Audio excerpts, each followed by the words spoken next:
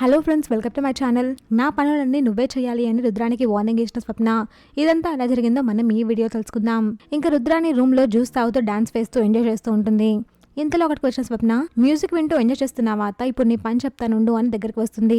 అత్త, లేని అంకుల్ గురించి ఆలోచిస్తూ పాటలు వింటూ డాన్స్ చేస్తూ ఎంజాయ్ చేస్తున్నావా?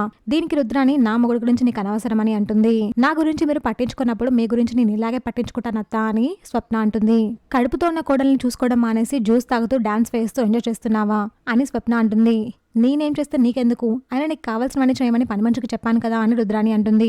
ఎంత పని చేసినా కూడా పని మనిషి సొంత మనిషి కాదు కదా అని స్వప్న అంటుంది. అదే నువ్వైతే నాకు ఏం జరగడా అది నీ మెడక చుట్టుకుంటుంది అని ఒళ్ళు దగ్గర పెట్టుకుని పని చేస్తుంటావు అని స్వప్న అంటుంది. నీకు నేను సేవలు చేయాలా, అది ఎప్పటికీ జరగదు అని రుద్రాని అంటుంది. మీరు మళ్ళీ నోరు జాడుతున్నారు, నాకు కోపం వస్తుంది అని స్వప్న అంటుంది.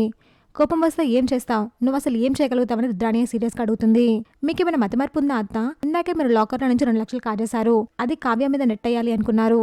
ఆ విషయం నాకు తెలీదు అని మర్చిపోయారా ఏంటి? ఇదే విషయాన్ని అందరికీ చెప్తాను నేను, అప్పుడు మీ పరిస్థితి ఏంటో ఆలోచించుకోండి అని స్వప్న అంటుంది.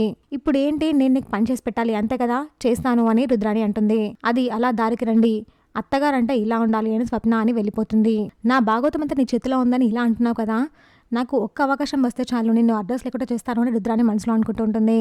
చూసాక ఫ్రెండ్స్, మరి ఏం జరగబోతుందో. ఇలాంటి జెన్యూన్ అండ్ రెగ్యులర్ అప్డేట్స్ కోసం మా వీడియోకి లైక్ చేసి ఛానల్ని సబ్స్క్రైబ్ చేసుకోండి.